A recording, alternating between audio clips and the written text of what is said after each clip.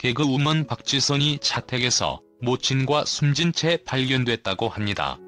박지선 사망 원인은 아직까지 밝혀지지 않은 상태입니다. 꽤 충격인데요. 경찰에 따르면 11월 2일 오후 서울의 자택 안방에서 박지선과 박지선 모친이 함께 사망한 채 발견됐다고 합니다. 경찰은 이날 박지선 아버지의 신고를 받고 출동한 것으로 알려졌습니다. 경찰은 현재 50대 후반인 박지선 어머니와 박지선이 극단적인 선택을 한 것으로 추정하고 있는 상태입니다. 또한 박지선 사망 신고를 받고 출동한 경찰은 정확한 사망 경위를 조사 중이라고 합니다. 박지선 질환 치료? 밝혀지지 않는 희귀병?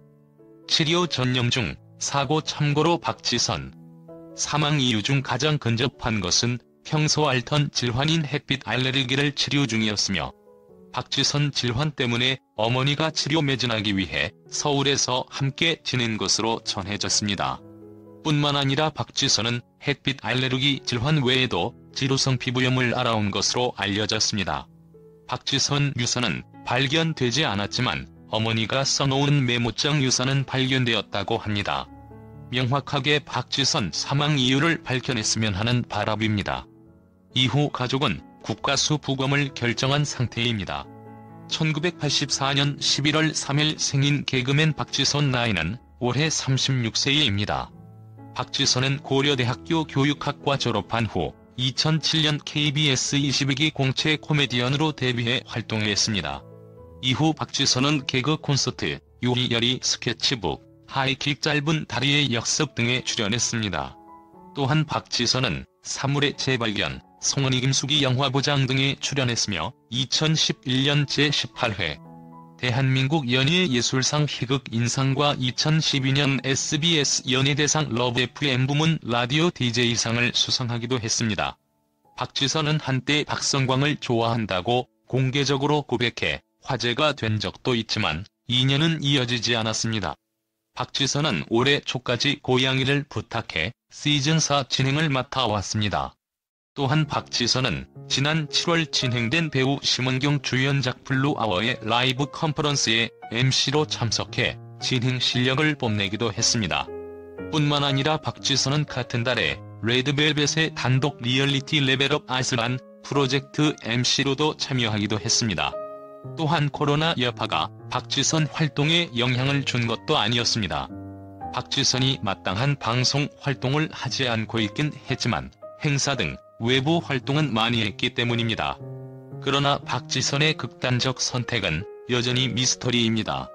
박지선은 지난 20일 오후 서울 상암동 스탠퍼드 호텔에서 열린 무비 TMI 깨알 토크쇼 송은이 김숙이 영화보장 제작 발표회에 참석해 포토타임 행사를 갖는 등 외부 활동을 활발히 해왔기 때문입니다. 그리고 지난달 7일 JTBC 사생활 제작 발표회 진행을 맡았고 같은 달 13, 14일에도 각각 그룹 베리베리 쇼케이스와 문넷 NCT 월드 2.0 제작 발표회를 진행했습니다. 이것만 놓고 보면 경제적 어려움이 있었다고는 보여지지 않습니다. 아무튼 현재로서는 더 정확한 박지선 사망 원인을 경찰이 조사해 봐야 하겠지만 유서나 사건 조사 없이 무조건 극단적인 선택으로 몰아가는 것은 아니라는 생각이 듭니다. 참고로 박지선은 최근까지 활발히 외부 활동을 하기는 했지만 최근 섭외 연락을 하면 박지선이 몸이 안 좋아서 응하기 어렵다고 답했다고 합니다.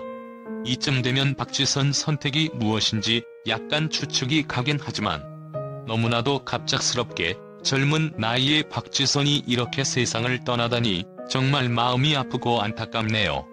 더군다나 하루 뒤면 박지선 생일이어서 더 비통하고 안타깝습니다. 한편 박지선 사망 소식이 전해진 후 연예계는 물론 동료들까지 모두 큰 충격에 빠졌다고 합니다.